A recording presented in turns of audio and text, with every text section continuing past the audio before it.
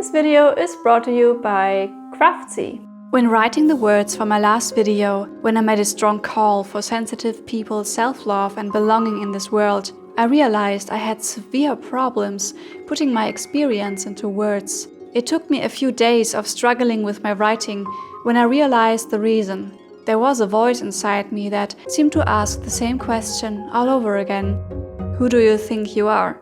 I'm surprised this still happens to me, even though I'd say I'm fairly confident in what I'm talking about. But apparently, there still is a scared voice in me that tells me to hide.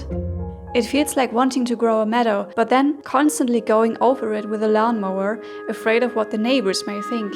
But of what?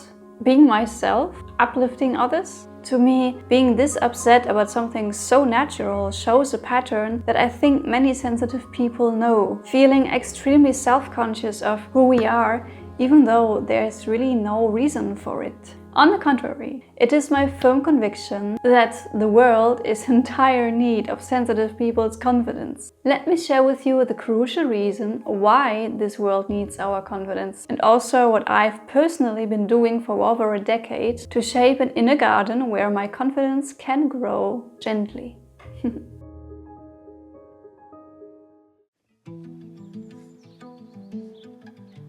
Have you ever heard one of these sentences? You're exaggerating. Don't be so emotional. Why can't you just pull yourself together? Many of us highly sensitive people grew up in environments which were unable to see the value in who we were. They saw our garden growing wildly and could sense its difference, but not its beauty. They probably didn't realize that what they said affected us, but it did, and that's why today we let the flowers in our garden grow according to others' expectations, and any divergence feels uncomfortable, sometimes dangerous even. But isn't that really sad? In my opinion, this is a symptom of living in a flawed system, one that is unable to recognize the beauty of everyone. I feel like we are being so focused on achieving things that we keep forgetting what it means to be human. Yes, the one who just functions might be better accustomed to those expectations, but also, they often don't realize how their souls and hearts are begging for something else. I think we sensitive people are a reminder of the human heart, of what being human is really about.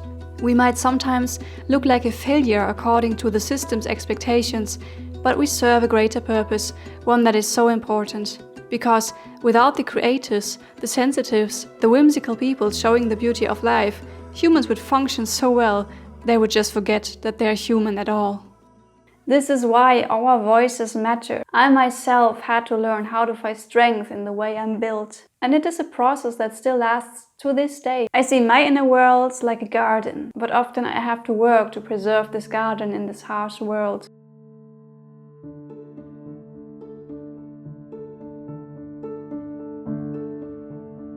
A garden is supposed to be a place of comfort, but when I took a first genuine look at mine, I had to face the truth.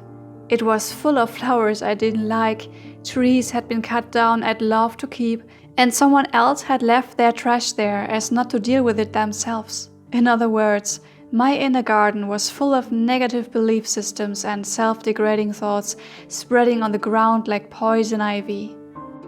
So my first act was to uproot weed after weed, questioning, what is it that I truly want?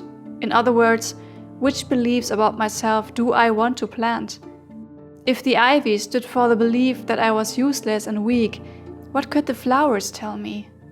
The weeding and planting happen simultaneously, because with emotions, the connections are complex. Sometimes the ivy being so tangled it needs a lot of time to uproot. But while the old belief systems were still present, the beautiful, new ones already flourished. And over the years, the flowers have already taken over so much space in my inner garden. It helps a lot on hard days, when parts of it are still so tangled that it feels hopeless, to be able to turn the head and look at a field of flowers I grew myself.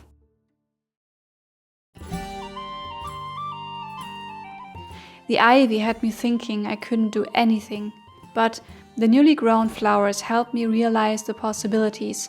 And this was when I started to first try new skills, especially art, crafts and music. Speaking of gaining confidence in your skills, this is the perfect time to introduce you to this video's sponsor, Craftsy. Craftsy has become my favorite resource for all things creative. A welcoming community of makers who love learning and exploring new ideas. Craftsy offers over 2,000 classes in more than 20 categories, with new ones being constantly added. And the ones I enjoy the most are their painting and drawing lessons. I've been watching Luminous Watercolor Mixing by Kateri Ewing, and it helps me feel so much more confident with my mixing techniques. But Craftsy also offers classes with many interesting skills for the whimsical dreamer, like knitting, crochet, sewing, or cake decorating. As a member, you get unlimited access to all of these classes, so you can learn at your own pace through expert-led videos with clear step-by-step demonstrations. Craftsy is also a huge online creative community, and you can connect with other makers to share ideas and stay inspired. Creating something with your own two hands is a beautiful experience, and Craftsy really helps you grow confidence in your creative skills. They even have a Black Friday special. Go to craftsy.com/faerysoul and get your first full year of Craftsy Premium for only $1.49. When everything is covered with ivy, from the floor to the trees, there is no place to express oneself.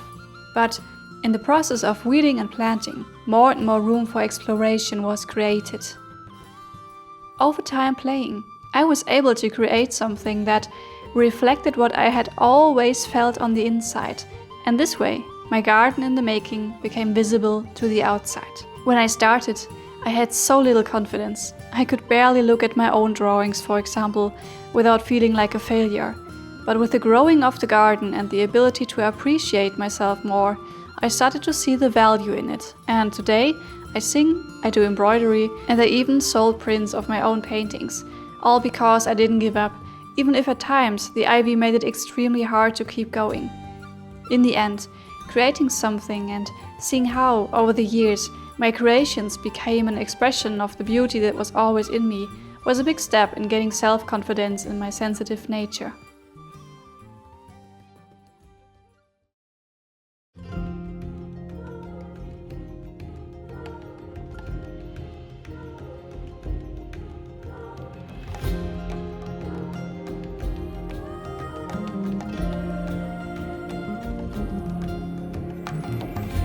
There was one thing that helped me a lot with growing my inner garden, a secret energy boost I would connect myself with. While leaving to venture to places I found very beautiful, something happened inside me. It wasn't just that my body was nourished and supported, it was also all the energy I felt in nature.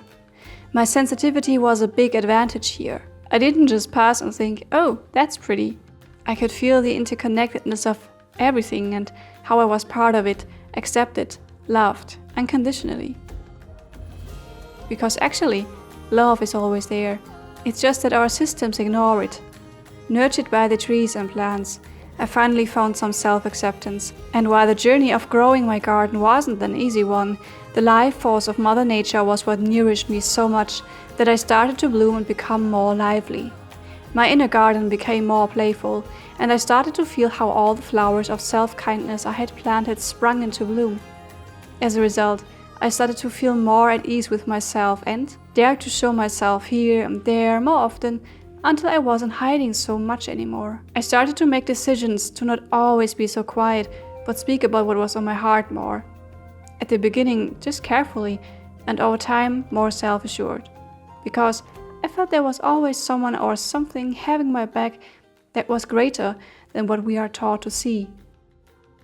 Growing my own garden of confidence took patience, care, and time. It is delicate, like the most delicate flower, but even that one has a strength. It may look fragile, but when the storm comes, instead of breaking, it just bends. And so are we sensitive people. Our perceived weakness of being so emotional is actually our greatest strength, the ability to bend when others break. So, could you imagine a rose being judged for not being an oak tree? It's ridiculous, right? And so is any judgment of people by made-up categories. And this is why, in my opinion, the world is in dire need of sensitive people's confidence. Dare to grow your garden and bloom, because one day, Someone might thank you greatly for it.